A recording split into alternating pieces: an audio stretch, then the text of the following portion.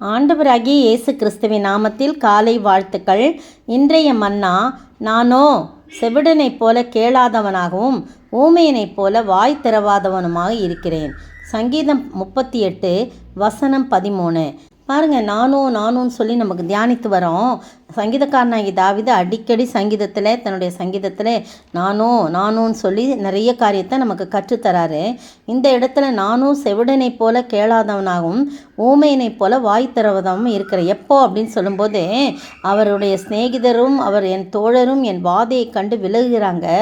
என் இனத்தாரும் தூரத்தில் தான் நிற்கிறாங்க. எனக்கு வாதைகள் அவ்வளோ இருக்குது, அவ்வளோ கஷ்டங்கள் எனக்கு எல்லாமே கொடுக்குறாங்க. என் பிராணனை வாங்க தேடுகிறவர்கள் எனக்கு கண்ணிகளை வைக்கிறாங்க. எனக்கு பொல்லாங்கு தேடுகிறவர்கள் கேடானவைகளை பேசி நாள் முழுதும் வஞ்சனையாக யோசிக்கிறாங்க. என் உள்ளம் குழம்பி அலையுது. என் பலன் என்னை விட்டு விலகி என் கண்களின் ஒளி முதலாக இல்லாமல் போயிற்று. ஆனால் கூட ஆண்டவரே, எல்லாரும் எனக்கு விரோதமாக வந்தாலும் நானும் செவிடனைப் போல கேளாதவனாக ஊமையனைப் போல வாய் திறவாதம் அதெல்லாம் நான் கண்டுக்கிறதில்லை. ஆண்டவரே, என் காது செவிடாயிருக்குது. நான் வாயை திறக்க மாட்டேன். அவங்களுக்கு விரோதமாக நான் பேச மாட்டேன். காது கேளாதவனும், அடுத்த வசனம், காது கேளாதவனும் தன் வாயில் மறு உத்தரவுகள் இல்லாதவனுமாக இருக்கிற மனுஷனைப் போல ஆனேன் அப்படின்னு சொல்கிறார். பாருங்கள், தாவீது தன் வாயை திறக்கலை. நான் ஊமையனை போல இருக்கிறேன், காதை அடைச்சிக்கிறேன், காது கேட்காத போல இருக்கிறேன் அப்படின்னு சொல்கிறத பார்க்குறோம். பாருங்கள், நண்பர்களால் கைவிடப்படும் போதும் எதிரிகளால் படுதலும் நடக்கும்போது செவி கேளாதவனைப் போலவும் வாயில் மறு உத்தரவு இல்லாதவனைப் போலும் இருப்பது கர்த்தருடைய பிள்ளைகளுக்கு ஏற்ற ஒரு காரியமாக காணப்படுது. கர்த்தராகிய இயேசு இதற்கு முன் உதாரணமாக இப்படி நடந்திருக்கிறார்.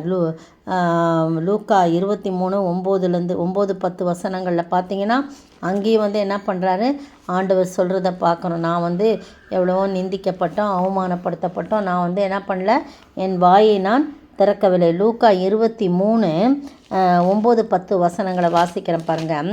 அதில் சொல்லப்பட்டிருக்கு 23:9-10 வசனங்கள். ஆமாம், அநேக காரியங்களை குறித்து அவரிடத்தில் வினாவினான். அவர் மறுமொழியாக அவனுக்கு ஒன்றும் சொல்லவில்லை. பிரதான ஆசாரியரும் வேதப்பாரரும் அவர் மேல் பிடிவாதமாய் குற்றம் சாட்டி கொண்டே இருந்தாங்க. ஆனால் ஆண்டவர் ஒன்றுமே சொல்லலை அப்படின்னு போடப்பட்டிருக்கு. ஏசாயா 53 அதிகாரம் பாருங்கள், 7 வசனம். அவர் நெருக்கப்பட்டும் ஒடுக்கப்பட்டிருந்தார், ஆனாலும் தம்முடைய வாயை அவர் திறக்கவில்லை. அடிக்கப்படும்படி கொண்டு போகப்படுகிற ஒரு ஆட்டுக்குட்டியைப் போலவும் தன்னை மயிர் கத்திருக்கிறவனுக்கு முன்பாக சத்தமிடாதிருக்கிற ஆட்டைப் போலவும் அவர் தம்முடைய வாயை திறவாதிருந்தார். பார்த்தீங்களா? அப்படி ஆண்டவர் நமக்கு முன்மாதிரியை காண்பித்தார். எவ்வளவோ கஷ்டப்படுத்தப்பட்டோம், நெருக்கப்பட்டோம், வாய் திறக்க அந்த மௌனத்தை எனக்கு கற்றுக் கொடுங்க ஆண்டவரே, அந்த மௌனத்தை எனக்கு கற்றுக் கொடுங்க ஆண்டவரே நான் அடிக்கடி கேட்பதுண்டு. ஏன்னா யாராவது ஒன்று சொல்லிட்டாங்கன்னா நம்மளால் தாங்க முடியல, ஏதாவது ஒன்று பேசுகிறாமல் இருக்குது. ஆனால் மௌனமாக இருந்துட்டா அது பல பிரச்சனைகளுக்கு முடிவு கொடுக்கிறதா இருக்குது. அப்படி தான் தாவீது, நான் காது கேட்காதவனை போல இருந்தேன், வாய் பேசாத ஊமையனை போல இருந்தேன். இங்கே ஆண்டவர் நமக்கு முன்மாதிரி வச்சிருக்கு போல நாமும் அதை கற்றுக்கொண்டு வாழ ஆண்டவர் உதவி செய்வார். பாருங்கள், கர்த்தருடைய பிள்ளைகளுக்கு சாதாரணமாக ஒரு ஊழியர் சொன்னதை நான் கேட்டிருக்கேன். அதுலேருந்து நான் அடிக்கடி அதை ரெஃபரன்ஸ் எடுத்து சொல்லுவேன். கர்த்தருடைய பிள்ளைகளுக்கு விஎம்எஸ்எஸ் இருக்கவே கூடாதான். அப்படின்னா என்ன? விஎம்எஸ்எஸ்னால் என்னன்னா, வெட்கம், மானம், சூடு, சொரணை இருக்கவே கூடாது. அப்படி இருந்தால் தான் நம்ம சாட்சியாக நிற்க முடியும். ஓரளவுக்கு நம்ம அப்படி இருக்கிறதுக்கு பிரயாசம் பண்ணோம். ஆனால் ஆண்டவர் அப்படி தான் நமக்கு இருந்து காட்டினார். எவ்வளவு கஷ்டங்கள்! ஆனால் மயிர்கத்தருக்கு முன்பாக இருக்கிற சத்தமிடாது இருக்கிற ஆட்டுக்குட்டியை போலவும் அடிக்கப்படுவதற்கு கொண்டு போகப்படுகிற ஆட்டுக்குட்டியை போலவும் மௌனமாக இருந்தார். வாய் திறந்து ஒன்றுமே சொல்ல, அடிங்கன்னா அடிங்க, அடிச்சுக்கோங்க, எவ்வளோ தான் அடிக்க முடியுமோ அடிங்க. அப்பா, எவ்வளோ பெரிய ஒரு உன்னதமான ஆண்டவர் நம்முடைய ஆண்டவர். அதை நம்ம கற்றுக்கொள்ள நம்முடைய வாழ்க்கையில். அப்போ தான் நம்முடைய சாட்சியை நாம் இழந்து போகாமல் இருக்கோம். எங்கேயோ ஒரு இடத்துல நம்ம கத்திட்டோன்னு வச்சுங்க, நாளைக்கு போய் ஒரு இடத்துல பிரசங்கம் பண்ணும்போது, ஏன் அன்னைக்கு அப்படி ரோட்டில் நின்று கத்துச்சு, அவங்க வீட்டில் இப்படி கத்திக்கிட்டு கிடந்துச்சு அப்படின்னு ஆண்டவர் நிமித்தமாய் ஆண்டவருடைய நாமும் தூஷிக்கப்படும். இந்த வசனத்தின் மூலம் அப்படின்ற வார்த்தையின் மூலம் நாம் இந்த வார்த்தைகளை கற்றுக்கொண்டு அதன்படி வாழ ஆண்டவர் தாமே கிருபை செய்வாராக. ஆமென். ஜெபிப்போம்.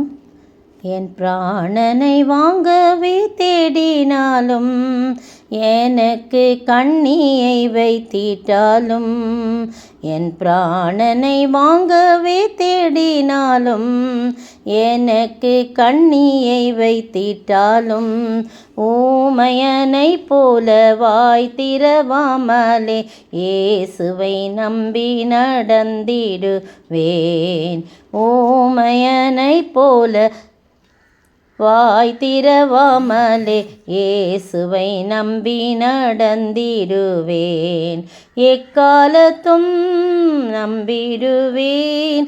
திக்கற்ற மக்களின் மறைவிடம் பக்கபலம் பாதுகாப்பும் இக்கட்டில் இயேசுவே அடைக்கலம். ஸ்தோத்திரிக்கிற ஆண்டவரே, துதிக்கிற ராஜா. தாவீதின் சங்கீதத்தின் மூலம் நாங்கள் கற்றுக்கொண்ட பாடம், எத்தனை பேர் எங்களை சூழ்ந்து கொண்டிருந்தாலும் நெருக்கினாலும் உபத்திரவப்படுத்தினாலும் உம்மை போல ஆண்டவரே நாங்கள் வாய் திறவாமல் மௌனமாக இருக்கோம். தாவீதை போல ஆண்டவரே நானோ வாய் திறவாமலும் இருந்தேன். காது கேட்காத செவிடனை போல இருந்தேன். வாய் திறவாமத ஊமையனைப் போல இருந்தேன் என்று சொல்லும் வண்ணமாக நாங்கள் அப்படி அநேக வழியில் இருக்கும்போது நிறைய பிரச்சனைகளை சால்வ் பண்ண முடியும் என்பதை கற்றுக்கொண்டோம். அப்படிப்பட்ட காரியங்களை எங்களுக்கு நடத்தி வழிநடத்த வேண்டும் என்று கர்த்தரும் மீட்பரும் ராஜாமா இயேசு கிறிஸ்துவின் விலையேற நாமத்தில் ஜெபிக்கிறேன் பிதாவே, ஆமேன். நேற்றைய பதில், சில சமயங்களில் தேவதூதன் ஒருவன் அந்த குளத்தில் இறங்கி தண்ணீரை கலக்குவான். யோவான் 5:4. இன்றைய கேள்வி, அந்த குளம் எந்த தேசத்தில் எங்கு இருந்தது? அந்த குளம் எந்த தேசத்தில் எந்த இடத்தில் இருக்கிறது?